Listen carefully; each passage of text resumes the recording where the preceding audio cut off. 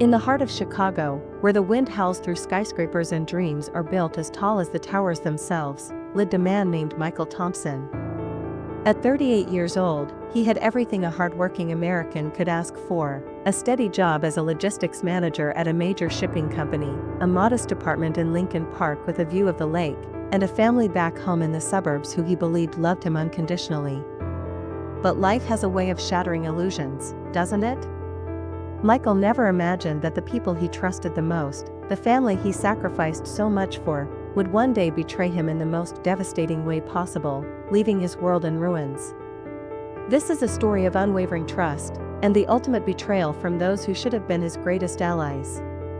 It's a reminder that sometimes, the deepest wounds come from the hands that once held you close. Michael Thompson was the epitome of the American dream chaser. Born in 1987 to working-class parents in the quiet suburb of Oak Park, just outside Chicago, he was the eldest of 3 siblings. His father, Robert, was a factory worker at a local manufacturing plant, putting in long hours on the assembly line until a back injury forced him into early retirement when Michael was just 15. His mother, Linda, worked as a part-time cashier at a grocery store, barely making ends meet. From a young age, Michael understood the value of hard work. He mowed lawns in the summer, delivered newspapers in the winter, and saved every penny to help his family. By the time he graduated high school in 2005, Michael had already set his sights on a better life. He attended community college while working 2 jobs, one as a stock clerk at a warehouse and another flipping burgers at a local diner. His younger brother, Ethan, born in 1990, was the wild one, always getting into trouble at school, skipping classes, and dreaming of get-rich-quick schemes that never panned out. Jessica, the baby of the family born in 1993, was the princess, spoiled by their parents' limited resources, always wanting the latest gadgets and clothes, even if it meant going without groceries for a week. Michael was the rock. In 2009, he transferred to the University of Illinois at Chicago on a partial scholarship, majoring in supply chain management. He graduated in 2012 with honors and landed his first job at a mid-sized logistics firm. By 2015, at age 28, he was promoted to manager, earning a solid 6-figure salary. That's when the real support began. Every month, without fail, Michael sent money home. $1,500 to his parents for the mortgage and utilities. $500 to Ethan for job training courses that never seemed to lead anywhere. $300 to Jessica for her art supplies, even though her paintings gathered dust in the garage. He covered unexpected bills, a new roof after a storm in 2017, $12,000, Ethan's car repair after a fender bender in 2019, $4,200, Jessica's community college tuition when she decided to find herself at 26, $8,000 per semester. Michael never complained. Family comes first, he'd say with a smile during their weekly Sunday dinners at the old house in Oak Park.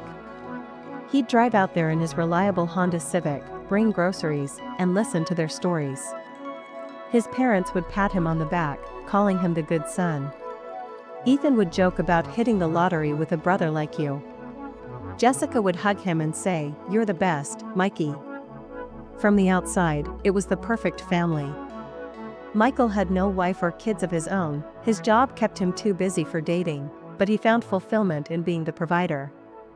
He lived frugally in his 1-bedroom apartment, saving what he could for retirement, dreaming of one day buying a house where the whole family could gather for holidays.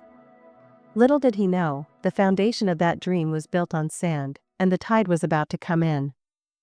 The first crack appeared in early 2023, but Michael dismissed it as nothing.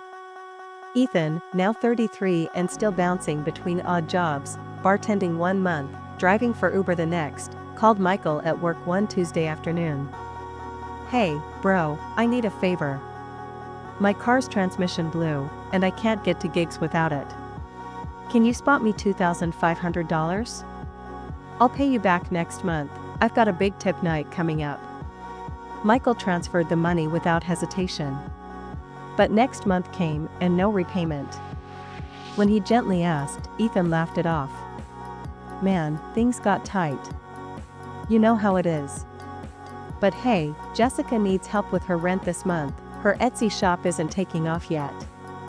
You got her covered, right? Jessica's calls started increasing too.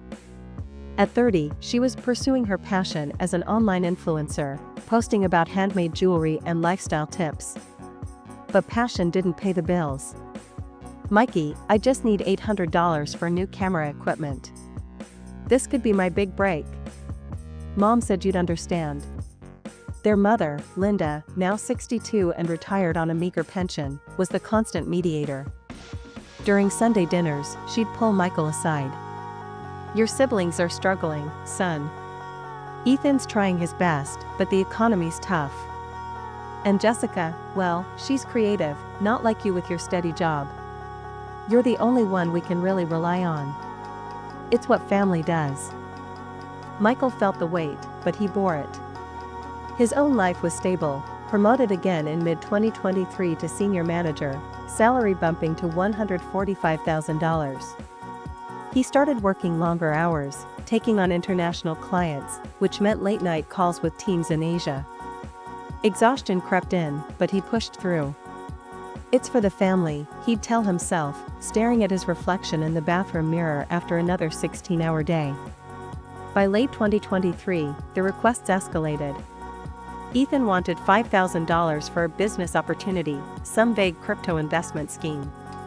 Jessica needed $3,200 for branding sessions with a photographer. Linda called about home repairs, a leaky roof that somehow cost $7,800, even though Michael had paid for a new one just 6 years earlier. Michael started noticing inconsistencies.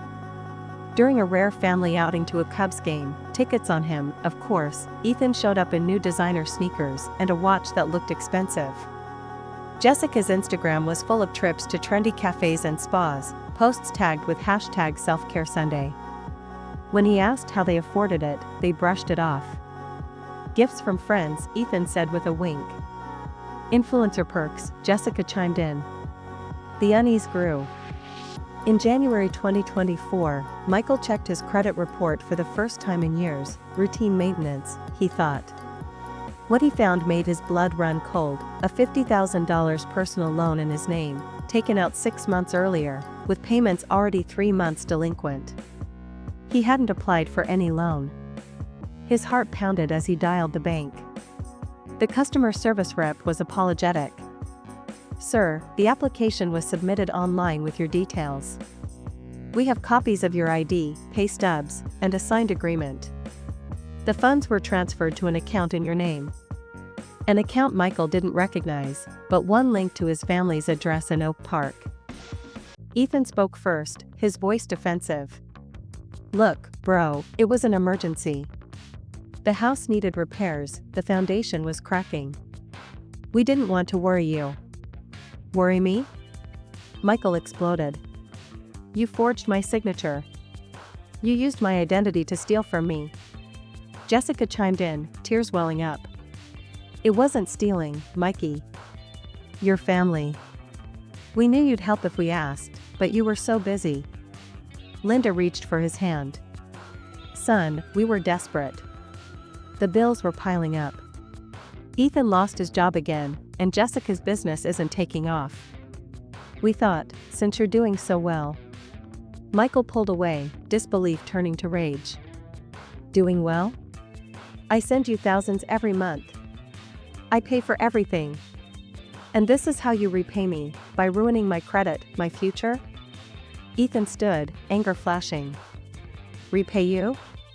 You've always been the golden child, the one who made it. We're stuck here. That money is basically yours anyway, you earn it for the family. The words hung in the air like poison. Michael stared at them, the people he had sacrificed for, and saw strangers. His mother who had raised him to be responsible. His brother, whom he had bailed out countless times. His sister, whom he had spoiled. They had plotted this together, forged documents, lied, and justified it all because of family. He left that night without another word, the door slamming behind him echoing like a final goodbye. The days that followed were a blur of lawyers, police reports, and frozen accounts. Michael filed charges for identity theft and fraud. The investigation revealed the full extent, not just the $50,000 loan, but smaller ones, credit cards in his name maxed out on luxury items, a home equity line against the family house using his forged co-signature. Total damage, over $120,000. His family lawyered up, claiming it was a misunderstanding and that Michael had verbally agreed to help.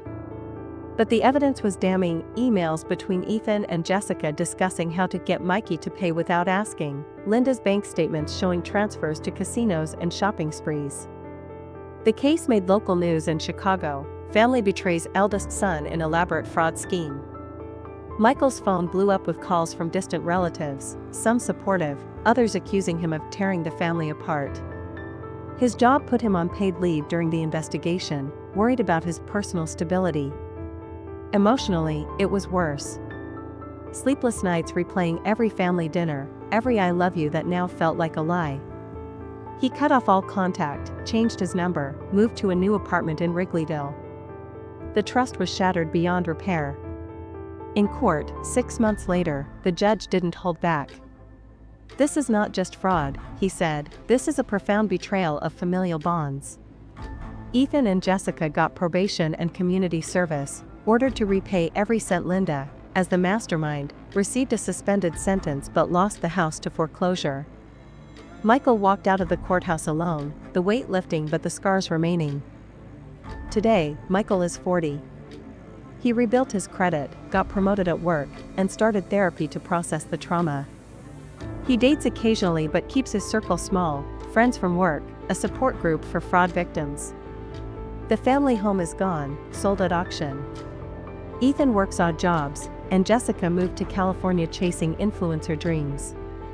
Linda lives in a small apartment, sending occasional apology letters that Michael leaves unopened. He learned the hard way that blood doesn't guarantee loyalty. Sometimes, the people who should protect you are the ones who hurt you most. But in the ruins, Michael found strength. He volunteers at a financial literacy program, teaching others to spot red flags in relationships. "Family isn't about what you share in DNA," he says now, "it's about who shows up when it counts." If you've been betrayed like this, remember, healing starts with boundaries. And sometimes, walking away is the greatest act of self-love. If you've ever been betrayed by someone close, you're not alone. Share your thoughts in the comments below. We're here to listen and support each other. Don't forget to like, subscribe, and hit that bell for more stories from Family Betrayal Files. Stay strong out there.